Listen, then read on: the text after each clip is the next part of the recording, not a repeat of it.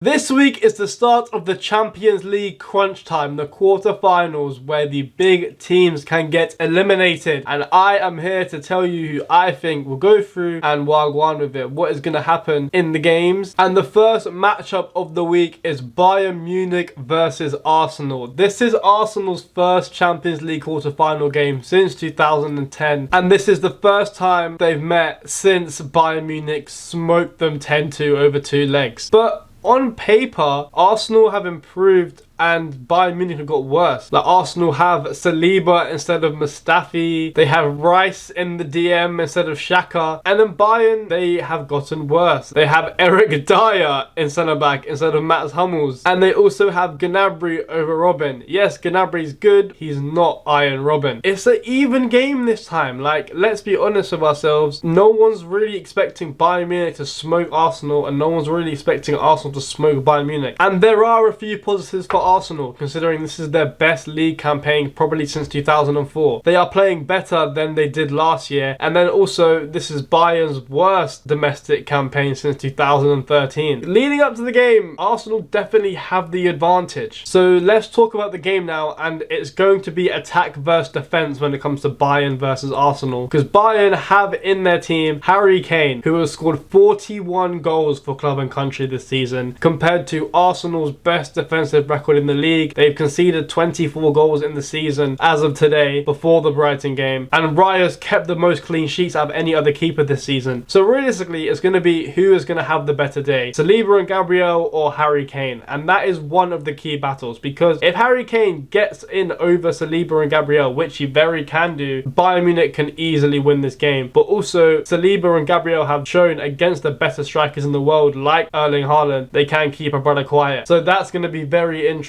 Another one is Alphonso Davies and Bukayo Saka. If Saka has a good game, he's going to pin Davies left back, and he's not going to be able to attack the game and affect the game as much as he would like to further up the pitch. Same with if Alphonso Davies has a good game, Saka's going to have to keep Xhaka back, and he's not going to be influential up the pitch either. So whoever wins that battle has a very big part to say in this game. And then also you have Musiala versus Declan Rice. Musiala, the new kid on the block, he's baller, by the way. He's literally a Neymar regen. And then you have Declan Rice, probably the best in the world when it comes to tackling. If Musiala can get the better of Rice, that's if he starts in the middle, of course, Bayern Munich do have a better chance of winning. But same with if Rice controls that midfield, because that's where the game is going to be won, in the midfield this game. Because you got Odegaard, Declan Rice, and then you got Kimmich and Musiala. Whoever them two they get the better of will win this game. Arsenal also have an advantage because for the home leg, it's going to be all Arsenal fans. Bayern Munich are not allowed away fans, so the Emirates is going to be all Arsenal fans jump in for this fixture, by the way. Like, it's going to be a very loud stadium that night. Who's gonna win? Who's gonna win? Now, it's Heritage versus New Gen. Like, Bayern Munich should go through based on how they performed in Champions Leagues in the past, but this is new Arsenal. This is 2024 football, and it's hard, man. It's very hard. I'm going to go Bayern Munich just over 2 legs. I think Heritage would just do its thing. Heritage is a big factor. Just knowing you have like the aura, I guess, of just being able to win games this late into the Champions League, it does help in these games, especially when Arsenal haven't got past this stage since 2010. It's been 14 years since they've even got to this part of the Champions League. I think Bayern might be able to do it. Next, we have Real Madrid versus Manchester City, the best Champions League team of all time versus the defending champions. And the last time they met, City smoked them 4-0. And the first half an hour of that game was probably the best football I've ever seen. They were popping it around Real Madrid like they weren't even there. But that was last season. And this season's very different when it comes to both of these teams, because now at this stage in the season, Real Madrid have pretty much won the league. They've kind of walked away with it this year, and City are still fighting for that league. They're not even guaranteed first place anymore. They're looking like they can even get third. So they've still got one eye on the league as well as one eye on the Champions League, because they obviously want to win both. Whereas Real Madrid can put all of their focus into the Champions League, as well as La Liga have given Real Madrid 9 days from their last game to prepare for this game, and City played today, which is Saturday. So Prem ain't really helping City like that. What's also different from this time last season, this isn't the same City anymore. They are conceding hella chances. They're not playing well this season, especially in the big games. You've got players like Haaland missing very easy chances in these big games, especially against Liverpool, Arsenal the other day, Champions League final, dropped a stinker. These big games when you need players like Haaland to step up, this season he hasn't shown it. As soon as Haaland comes into the team, they kind of all shove their focus onto him and they don't really play around as much as they can. They just shift it from side to side and just cross it, hoping Haaland can get there. Like I said, City are conceding a lot of chances this season, and especially if they do that to a team with Vinicius Jr. and Jude Bellingham, who is currently the top goal scorer in La Liga right now and has shown this season and last season he can score against Man City, and he is very, very good in clutch games. And that is one of the key battles for this game that I've highlighted. I've highlighted Jude Bellingham versus Rodri, or Jude Bellingham versus Kevin De Bruyne. Whoever is on Jude Bellingham that night is going to have the job on their hands, and whoever gets the better of them, especially in the midfield, class, bro. They're going to just run through it, because if Bellingham drops a stinker, Man City are just going to run away with this game. Same with if De Bruyne or Rodri cannot get the better of Bellingham, it's going to be a Real Madrid domination. Another one I've highlighted is Vinicius Jr. versus Kyle Walker. Now, remember what happened last time Vinicius Jr. played Kyle Walker? He rainbow flicked him, and he's always had the better of him. The way Man City set up this season compared to last, and the way Real Madrid set up this season compared to last, is completely different, because Kyle Walker, if he plays right back, which they're saying he's fit for the game, is not going to be marking Vinicius Jr. Vinicius Jr. doesn't hug the touchline anymore. He's going to be coming inside a lot more, and Kyle Walker is going to have a different problem to deal with than he did last time. Is he up for it this season with the way he's played? Probably not, and he's just coming back from an injury as well. Vinicius Jr. I think will get the better of Kyle Walker in the two legs. So who's going to win? Who's going to win? Now, me personally, I think it's a very easy prediction to make. With the way both teams are playing and who's on form at the moment, I can't see Real Madrid not going through. I think they're going to win both legs as well. Like, I think Jude Bellingham's going to announce himself to the world that he is here to stay. I think Vinicius Jr. is going to announce himself as one of the best players in the world. And Haaland, if he performs or he doesn't, there is a big narrative to be said on that, brother. Next, we have Barcelona versus PSG. And the last time these guys played, a certain Kylian Mbappe scored a hat-trick at the Camp Nou, and that is realistically when everyone kind of realised he was the best player in the world at that point. That was the performance that made everyone realise Messi, Ronaldo, Neymar is no longer these guys. Since then, he's only pushed on. So he is going to play a big factor in this game. This is Mbappe's last dance to win the Champions League with his PSG side. Can he do it in his final year? Because obviously he's going Madrid next season, and this side of the draw is easy. PSG can go through this game and they can get to the final, which is a one-off game, and Mbappe's a big game player when it comes to these. So he's going to now realise this is his chance to win the Champions League with PSG. And what plays in their favour as well, PSG have already won the league, so they can again just strengthen the Champions League. They can rest Mbappe on the weekend. And then you've got Barca, who aren't really doing that well in the league, so it looks like more advantage to PSG. But on the flip side, this is Xavi's last season at Barcelona. He won the league last year. Can he win the Champions League? And there is one player that can do that for him, who is a 16-year-old Lamine Yamal. This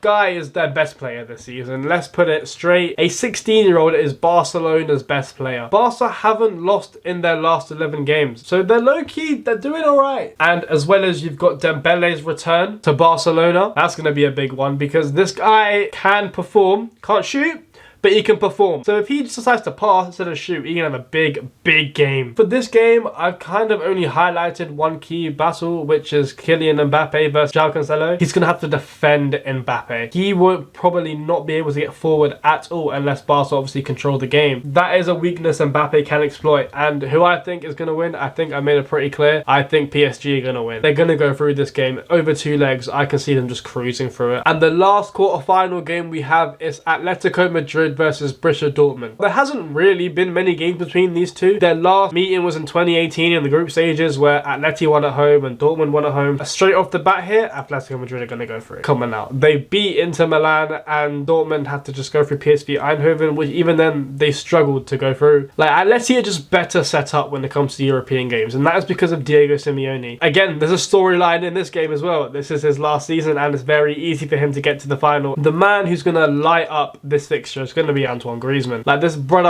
this season has been on form, man. He just keeps coming in, providing goals, scoring goals, anything you want. This guy's good at it from midfield or attack this season. Like I said, I don't see Dortmund getting anywhere near it, because Dortmund's only kind of chance, I guess, is going to be through Adeyemi and Sancho. Diego Simeone knows what he's going to do. He's going to lock both of them up, and they're going to have two men on them, and then they'll not be able to get the ball. Atleti are just going to cruise through the game, control the ball, give it to Griezmann, give it to Depay. They're going to do their thing, score, and Atleti are going to go through it. Dortmund kind of have a chance due to their their home stadium. When it comes to Atleti, bro, at home they can just roll you over easily. So Atleti are 100% going to go through. That's my takes on this year's quarterfinal for the Champions League. Let's just see what happens, man. Am I going to be correct? Is my ball knowledge top tier? You decide in the comments below. But I hope you enjoyed. Like, share, subscribe, all of that. I'll see you in a bit and love.